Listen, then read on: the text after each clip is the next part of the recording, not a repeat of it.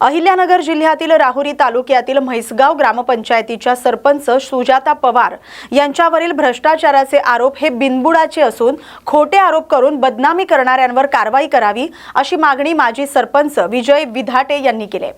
त्यांच्या म्हणण्यानुसार सुजाता पवार यांनी सरपंच म्हणून प्रामाणिकपणे काम केले, कोणत्याही लाभार्थ्याकडून पैसे घेतले नाहीत। विरोधकांकडून राजकीय हेतूने खोटे आरोप केले जात आहेत। ग्रामसभा आणि सरकारी कर्मचाऱ्यांनाही त्रास दिला जातोय असा आरोप त्यांनी केला। दरम्यान समाजसेवक अरुण पवार यांनी देखील खोटी बदनामी करणाऱ्यांविरोधात 2 कोटींचा मानहानीचा दावा दाखल करण्याचा इशारा दिलाय। याबाबत राहुरी न्यायालयात याचिका दाखल करण्यात येणार असल्याचंही सांगितलंय। तसंच शासनानं या प्रकरणाची चौकशी करून संबंधितांवर कारवाई करावी अशी मागणी ग्रामस्थांनी केली। विजय कोंडराम विधाटे, राहणार म्हैसगाव, तालुका राहुरी, जिल्हा अहमदनगर। मी या दृष्टीने शासनाला जागरूक करू इच्छितो की सरपंच सौ सुजाताताई अरुण पवार यांच्यावरती खोटे नाटे आरोप करून वारंवार हल्ले करण्याचे प्रयत्न करतात काही ठराविक थोडके गावगुंड, विघ्न संतुष्टी गावगुंड, आणि यांचे अतिक्रमण काढण्याची जी प्रोसिजर राबवली होती त्या प्रोसिजरमध्ये त्यांनी स्वतःहून अतिक्रमण काढलेलं आहे। कुठल्याही प्रकारची तोडक किंवा JCP मार्फत कारवाई केली नाही। याचा राग मनात धरून हे विघ्न संतुष्टी वारंवार हल्ले करतात, पेपरला खोट्या नाट्या बातम्या टाकतात आणि वारंवार सरपंच मॅडम महिला असल्यामुळं तिच्यावरती अन्याय करण्याचा प्रयत्न करतात। ग्रामसभेत आरडाओरडे करतात आणि ठराविक 10-5 लोक आहेत की जे असे आहेत का गावगुंड आहेत, त्यांनी शासनाने त्यांचा बंदोबस्त करावा। सरपंच महिला हे पद गावाच्या विकासासाठी निवडून आलेल्या प्रथम नागरिक आहेत, त्यांचा मान सन्मान ठेवण्यात यावा। इथून मागेही या गावगुंडांनी वारंवार बऱ्याचशा गुन्हे केलेले आहेत, त्यांना जेल पण भोगलेली आहे, तरी ते काय ऐकण्याच्या मनस्थितीत नाहीत।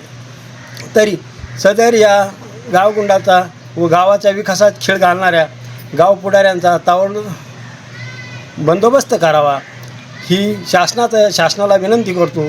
सरपंच हा करप्ट असला तर अवश्य त्यांच्यावर कुठल्याही प्रकारची कारवाई करण्यास ते समर्थ आहेत। सरपंचाला जाणून बुजून तकलीफ देणे, रात्री अपरात्री दंबाजी करणे अशा कुठल्याही प्रकारच्या घटना घडू नयेत ही शासनाला माझी कळकळीची व हात जोडून विनंती, आणि यावरती लक्ष केंद्रित करावा ही नम्र विनंती। 2013 ते 2018 या कालावधीमध्ये सुद्धा सरपंच होती, परंतु आधी आम्ही प्रामाणिकपणाने गावाची सेवा करीत आलेला आहे। पण गावामध्ये काही गुंड लोक आहेत, गुंड प्रकृतीचे असल्यामुळं यांची मानसिकता माणसाला नेहमी तकलीफ देण्याची मानसिकता असल्यामुळं आमच्या घरावर ह्या ठिकाणी विनाकारण हल्ले करणे, आम्ही जे काम नियमामध्ये असेल तेच काम आत्तापर्यंत करीत आलेलो आहे आणि कुठल्याही लाभार्थ्याकडून कुठल्या प्रकारचे 2 रुपये कधी घेतलेले नाही आहे। आत्तापर्यंत जी सत्ता यांच्याकडून गेलेली आहे ती केवळ सर्वसाधारण गोरगरीब लोक आमच्या मागं असल्यामुळं ही सत्ता पूर्णपणे 10 ते 15 वर्षापासून आमच्या ताब्यात आहे आणि प्रामाणिकपणा आमचा लोकांना जनतेला माहिती असल्यामुळं प्रामाणिकपणाचं काम आम्ही या ठिकाणी करीत असतो। त्या ठिकाणी भरपूर असे गावामध्ये कोट्यवधी रुपयाचे कामं झालेले आहेत, पण कुठल्याही कामामध्ये आम्ही कधीही कुठलाही अपहार केलेला नाही व कुठलाही भ्रष्टाचार त्या ठिकाणी केलेला नाही।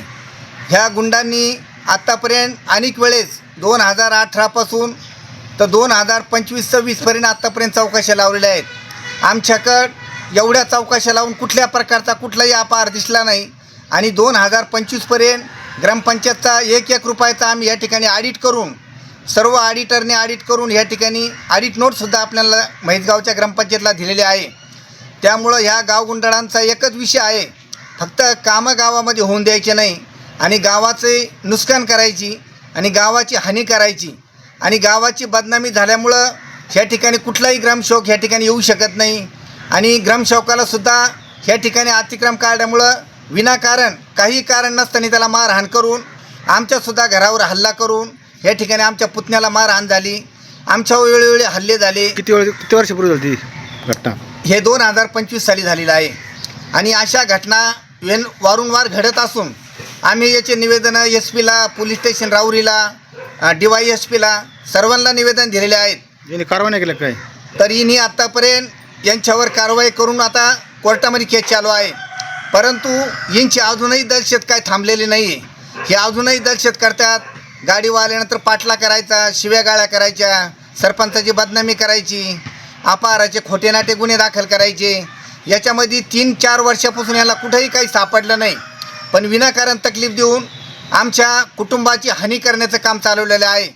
तर आमची अधिकाऱ्यांनाही आणि पोलीस खात्यांना आणि SP साहेबांना विनंती आहे, ह्या लोकांचा वेळेत बंदोबस्त करून आम्हाला न्याय देण्यात यावा.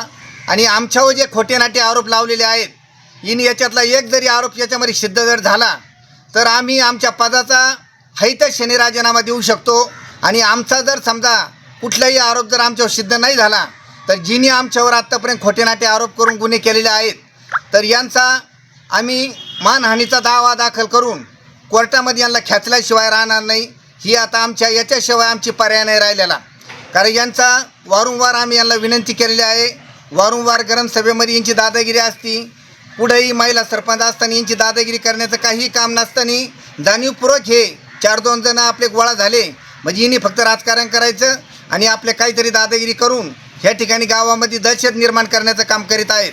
आणि त्यामुळं आमचा अनेक वर्षापासून निधी पडून आहे. 15 आयुक्त आयोगाचे पैसे आमचे 50 ते 60 लाख रुपये पडून असल्यामुळं हे कामामध्ये नियमित अडथळे आणतात. आणि अडथळे आणत असल्यामुळं कुठल्या प्रकारचा गावाचा विकास या ठिकाणी गेले 2 वर्षापासून पूर्णपणे थांबलेला आहे. या ठिकाणी कुठल्या ग्रामसेवक आला त्याला दादागिरी करायची, तू येऊ नको, तू कसं काम करतो पाहू, त्याला दादागिरी करून त्याला ह्या गावामध्ये थांबून द्यायचं नाही, अशा पद्धतीचं राजकारण या ठिकाणी चाललेलं आहे. तुमची इथून पुढची दिशा काय?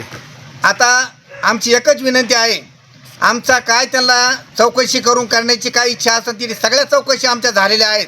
आणि अजून काय चौकशा करायच्या असतील त्या चौकशीमध्ये जर आम्ही कुठं दोषी असन तर तिन्ही दोषी आम्हाला त्या ठिकाणी दाखवायचं. आणि त्या ठिकाणी दोषी जर झाले तर आम्ही आमच्या पदाचा लगेच राजीनामा देऊन आणि लगेच ह्या सेवेतून मुक्त होण्याला तयार आहे. पण परंतु जर आम्ही जर कुठं दोषी नसन तर आम्ही याच्यावर मानहानीचा 2 कोटी रुपयाचा दावा राहुरी न्यायालयामध्ये दाखल करणार आहे. आमची यादीसुद्धा त्या ठिकाणी तयार आहे. कारण यांची आमच्यावर आरोप करण्याची मानसिकता पूर्णपणे ठरलेली आहे. आणि यांचं फक्त षडयंत्र, फक्त मानहानी करायची आणि बदनामी करायची एवढंच यांचं षडयंत्र आहे. याच्यापेक्षा गावात ते विकासाच्या बाबतीत काही बोलू शकत नाही आणि विकासाला कधी सहकार्य करू शकत नाही. यांनी आत्तापर्यंत सत्ता असताना एकही रुपयाचं काम यांनी गावामध्ये यांना करता नाही आलं. आणि आपल्या काळामध्ये कोट्यवधी रुपयाचे कामं या ठिकाणी झालेले आहेत. आणि त्या कामाचं त्यांना श्रेय आपल्याला अरुण पवार व त्यांच्या सरपंच मॅडमला जातं व त्यांच्या बॉडीला जातं. त्यामुळं डोक्यात राग ठेवून हे काम करण्याचं काम ही तो करीत आहे. आणि आत्तापर्यंत गावामध्ये जे अतिक्रमाचा जे विषय आहे, ग्रामसेवक मॅडमनी कोर्टाने जे निर्णय दिला आणि कोर्टाच्या आदेशावरून त्या ठिकाणी अतिक्रम काढलेला आहे. अतिक्रमाचा आणि आमचा कुठलाही संबंध नाही. कायद्याने पंचायत समिती हिने आदेश केला, कोर्टाने न्याय दिला आणि कोर्टाच्या आदेशावरून त्या ठिकाणी पोलीस बंदोबस्तामध्ये अतिक्रम काढायचा बंदोबस्त घेतला. आणि आपले स्वतःचे अतिक्रम तिने केलेले त्यांच्या हाताने काढून घेतलेले आहे. आमचा आणि अतिक्रमाचा कुठल्याही प्रकारचा संबंध नसताना जाणीवपूर्वक आम्हाला फक्त हिटलरशाही वापरून या ठिकाणी दादागिरी करून आमची फक्त मानहानी करीत आहे. तरी आम्ही या आतापर्यंत शांत बसलेला आहे, पण यापुढे आम्ही काही शांत बसणार नाही. आम्ही लवकरात लवकर मानहानीचा दावा राहुरी न्यायालयामध्ये दाखल करणार आहे आणि कोर्टामध्ये आम्हाला न्याय मिळू शकतो हिची आम्हाला पूर्णपणे खात्री झालेली आहे. मुख्यमंत्री देवेंद्र फडणवीस यांनी शेतकरी हितासाठी घेतलेल्या कर्जमाफी आणि वीज बिल माफीच्या निर्णयाच्या पार्श्वभूमीवर परभणीत भारतीय जनता पक्षाच्या वतीनं पत्रकार परिषदेचं आयोजन करण्यात आलं. हॉटेल रॉयल ट्रीट इथं आयोजित पत्रकार परिषदेला परभणी जिल्ह्याच्या पालकमंत्री मेघना बोर्डीकर यांची प्रमुख उपस्थिती होती. यावेळी मुख्यमंत्री देवेंद्र फडणवीस यांच्या नेतृत्वाखालील सरकारनं शेतकऱ्यांच्या हितासाठी घेतलेल्या निर्णयांची माहिती पत्रकारांना देण्यात आली. शेतकऱ्यांना आर्थिक दिलासा देण्यासाठी कर्जमाफी आणि वीज बिल माफीचे निर्णय महत्त्वपूर्ण आहेत. या निर्णयामुळे राज्यातील शेतकरी वर्गाला मोठा फायदा होणार असल्याचं सांगण्यात आलं. सरकार शेतकरी हिताला प्राधान्य देत असून शेती क्षेत्राला बळकटी देण्यासाठी विविध उपाययोजना सुरू असल्याचंही स्पष्ट करण्यात आलंय. या पत्रकार परिषदेला भाजप परभणी महानगर जिल्हाध्यक्ष शिवाजी भरोसे यांच्यासह पक्षाचे पदाधिकारी, कार्यकर्ते आणि पत्रकार मोठ्या संख्येने उपस्थित होते. यवतमाळ जिल्ह्यातील दिग्रस येथील मारहाण प्रकरणात मुंबई उच्च न्यायालयाच्या नागपूर खंडपीठानं आरोपी लक्ष्मण लालसिंग भेलके आणि राजू लक्ष्मण भेलके यांना जामीन मंजूर केलाय। न्यायालयानं निरीक्षण नोंदवलंय की या दोघांविरोधात लाकडी काठीनं मारहाण केल्याचा आरोप असला तरी वैद्यकीय अहवालानुसार झालेल्या दुखापती प्रथम दर्शनी साध्या स्वरूपाच्या दिसतायत। रितेश राठोड याच्यावर मोठ्या दगडानं हल्ला केल्याचा मुख्य आरोप विशाल भेलके याच्यावर असल्याचंही न्यायालयानं नमूद केलंय। न्यायमूर्ती एम नेर्लीकर यांनी 16 जुलै 2026 रोजी दिलेल्या आदेशानुसार दोन्ही आरोपींना प्रत्येकी 50,000च्या PR बॉन्डवर जामीन मंजूर केलाय। साथीदारांवर दबाव टाकू नये, पुराव्यात हस्तक्षेप करू नये आणि आरोपपत्र दाखल होईपर्यंत दर रविवारी पोलीस ठाण्यात हजेरी लावण्याच्या अटी न्यायालयानं घातल्यात। तसंच आदेशातील निरीक्षणं ही केवळ प्रथम दर्शनी आहेत, अंतिम खटल्यावर त्याचा परिणाम होणार नसल्याचंही स्पष्ट करण्यात आलंय। यवतमाळ आणि वाशिम जिल्ह्यातील बहुचर्चित जनसंघर्ष अर्बन निधी लिमिटेड घोटाळा प्रकरणात महत्त्वाची घडामोड समोर आली। न्यायालयीन कोठडीत असलेल्या 3 प्रमुख आरोपींपैकी एकानं जामिनासाठी थेट देशाच्या सर्वोच्च न्यायालयात धाव घेतल्याची माहिती सूत्रांकडून मिळाली। या अर्जावर अद्याप सुनावणी किंवा अंतिम निर्णय झालेला नाही। सर्वोच्च न्यायालयाच्या निर्णयाकडे सर्वांचंच लक्ष लागले। या प्रकरणात 7 शाखांमधील सुमारे 6,200 खातेदारांच्या 44 कोटींच्या कथित गैरव्यवहाराचा आरोप आहे। या प्रकरणात प्रणित देवानंद मोरे, साहिल रामनारायण जयस्वाल आणि प्रीतम देवानंद मोरे हे 3 प्रमुख आरोपी सध्या न्यायालयीन कोठडीत आहेत। सूत्रांच्या माहितीनुसार आरोपींपैकी एकानं सर्वोच्च न्यायालयात जामीन अर्ज दाखल केलाय। मात्र या अर्जावर अद्याप कोणताही निर्णय झालेला नाही। त्यामुळे हजारो ठेवीदारांसह संपूर्ण यवतमाळ आणि वाशिम जिल्ह्याचं लक्ष आता सर्वोच्च न्यायालयाच्या आगामी निर्णयाकडे लागलंय। पुणे जिल्ह्यातील खेड तालुक्याच्या पश्चिम भागातील भामा आसखेड धरण 100% पूर्ण क्षमतेने भरले। धरण पूर्ण भरल्यानंतर त्याचे 4ही दरवाजे 45 सेंटीमीटरनं उघडण्यात आलेत। नदीपात्रात 4,396 क्युसेक पाण्याचा विसर्ग सुरू करण्यात आलाय। धरणाच्या पाणलोट क्षेत्रात गेल्या काही दिवसांपासून सुरू असलेल्या मुसळधार पावसामुळे धरण अपेक्षेपेक्षा लवकर भरले। हे धरण पुणे महानगर प्रदेश विकास प्राधिकरण, पुणे महानगरपालिका चाकण नगर परिषद आणि आळंदी नगर परिषद यांच्या पाणी पुरवठ्यासाठी महत्त्वाचा जलस्रोत मानला जाते। धरण भरल्यामुळे आगामी काळातील पाणी पुरवठ्याबाबत मोठा दिलासा मिळालाय। नदीकाठच्या नागरिकांनी प्रशासनाच्या सूचनांचं पालन करून सतर्क राहण्याचं आवाहन करण्यात आलंय। ही माहिती सहाय्यक अभियंता अश्विन पवार, शाखाधिकारी शुभम सुसुंदे, संदीप भोसले आणि वसंत ढोकरे यांनी दिली। पुणे जिल्ह्यातील चाकण चौकात प्रशासनानं वाहतूक कोंडीवर तोडगा काढण्यासाठी रस्ते रुंदीकरण केले असले तरी प्रत्यक्षात परिस्थितीत काहीच फरक पडलेला नाही। चौकात अवैधपणे उभ्या राहणाऱ्या वाहनांमुळे नागरिकांना अजूनही त्रास सहन करावा लागतोय। स्थानिक नागरिकांचं म्हणणं आहे की रस्ते मोठे करणं हा उपाय असू शकतो, पण पोलिसांनी जर अवैध वाहनांवर कारवाईच केली नाही तर रुंदीकरणाचा काहीच उपयोग नाही। वाहतूक पोलिसांकडून वारंवार मोठमोठ्या घोषणाबाजी करूनही कारवाई होत नसल्याची तक्रार नागरिकांनी केली आहे। काही व्यापारी आणि खासगी वाहनं चौकात मनमानी पद्धतीनं उभी केली जातात, त्यावर पोलिसांकडून दुर्लक्ष होत असल्याचं चित्र आहे। नागरिकांमध्ये यामुळे संताप आहे। प्रशासन फक्त रस्ते मोठे करून थांबलंय। खऱ्या अर्थानं पोलिसांची जबाबदारी पार पाडली गेली पाहिजे अशी मागणी नागरिक करतात। मुख्यमंत्री देवेंद्र फडणवीस यांच्या वाढदिवसानिमित्त भारतीय जनता पार्टी उमरखेड शहराच्या वतीनं आयोजित करण्यात आलेलं भव्य रक्तदान शिबिर उत्साहपूर्ण वातावरणात आणि यशस्वीरित्या पार पडले। रक्तदान हेच श्रेष्ठ दान या संदेशाला प्रतिसाद देत युवक, प्रदेश पक्षाचे कार्यकर्ते आणि नागरिकांनी मोठ्या संख्येनं सहभागी होत स्वयंस्फूर्तीनं रक्तदान केलं। रक्तदात्यांच्या या अमूल्य योगदानामुळे अनेक गरजू रुग्णांना जीवनदान मिळण्यास मदत होणार आहे। समाजाप्रती असलेली संवेदनशीलता आणि सेवाभाव या उपक्रमातून अधोरेखित झालाय। शिबिरात स्पंदन ब्लड बँकेचे व्यवस्थापक बालाजी चिंचोलकर आणि त्यांच्या सहकाऱ्यांनी रक्त संकलनाची जबाबदारी अत्यंत नियोजनबद्ध पद्धतीने पार पाडली आणि मोलाचं सहकार्य केलं। समाजहित, मानव सेवा आणि सामाजिक बांधिलकी जपणारा हा उपक्रम उमरखेड शहरासाठी प्रेरणादायी ठरला। रक्तदात्यांच्या उत्स्फूर्त प्रतिसाद आणि कार्यकर्त्यांच्या उत्कृष्ट नियोजनामुळे हे रक्तदान शिबिर यशस्वीरित्या संपन्न झालं। गजानन मंदिर येथे रक्तदान शिबिर आयोजित केलेलं आहे। एकच म्हणायचं आहे की आमचे इरादे जिनके बुलंद हो, इरादे जिनके बुलंद हो, मंजिलें खुद राह बनाती है। जिनकी सेवा भाव करने का इरादा हो, उनके लिए राह खुद ही बनाती, जनता खुद ही बनाती है। अशा लोकप्रिय मुख्यमंत्री देवेंद्रभाऊ फडणवीस साहेब यांच्या वाढदिवसानिमित्त रक्तदान हे श्रेष्ठ दान म्हणून आज जो आम्ही उपक्रम 7 दिवसाचा आयोजित केलेला आहे, या कार्यक्रमानिमित्त आम्ही इथे उमरखेडला सर्वजण उपस्थित झालेलो आहोत.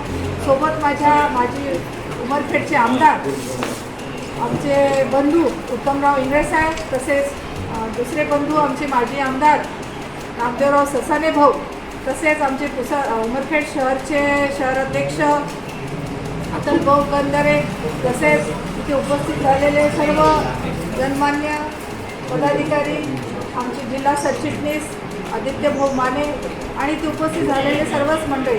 कारण रक्तदान हे श्रेष्ठ दान आहे. एका माणसाने जे रक्तदान करतील त्या माणसाचं 3 लोकांना ब्लड डोनेट होऊ शकते. प्लाझ्मा असेल, प्लॅटलेट असेल आणि RBC या फॉर्ममध्ये आपण 3 जणांचा जीव वाचवू शकतो. आणि आमच्या माननीय मुख्यमंत्री फडणवीस साहेबांचा हाच हेतू राहिलेला आहे की पोस्टरबाजी हार पुढे दिल्यापेक्षा एक सामाजिक उपयोगी असा कार्यक्रम घेतला पाहिजे की जेणेकरून कोणाचं तरी जीवनदान होईल. या कार्यक्रमाच्या माध्यमातून आम्ही हे काम मोठं केलेलं आहे. आणि नुकतंच आमच्या माननीय मुख्यमंत्री साहेबांनी जे शेतकऱ्यांना शेतमाफी केली, कर्जमाफी केलेली आहे, कारण त्यांचा ध्येयच केंद्रबिंदू शेतकरी राहिलेला आहे. शेतकऱ्यांचे अश्रू पुसणं, त्यांच्या पाठीशी खंबीरपणे उभं राहणं हे कार्य आपले माननीय मुख्यमंत्री देवाभाऊ फडणवीस करतात. सगळ्यांचे आमच्या बहिणींचे लाडके बंधू देवाभाऊ या निमित्ताने महिलांचे काम असेल, सक्षमीकरणाचं काम असेल, डिजिटल प्रशासन करण्याचं काम असेल, शेतकरी उपयोगी जे जलसंधारणाचे प्रश्न असतील, या सगळ्या गोष्टी नवीन जे उपक्रम आज आपण महाराष्ट्र देशात पाहतो आहे. समृद्धीपासून सगळ्याच गोष्टीमध्ये त्यांनी मेट्रोपासून तर सगळ्या ग्रामीण भागापर्यंत आपल्याला सामान्य लोकांपर्यंत कसं पोहोचता येईल हा ध्यास घेतलेला आहे. आता आम्ही माननीय मुख्यमंत्र्यांच्या पाठीशी आहोत. त्यांना दीर्घायुष्य लाभो.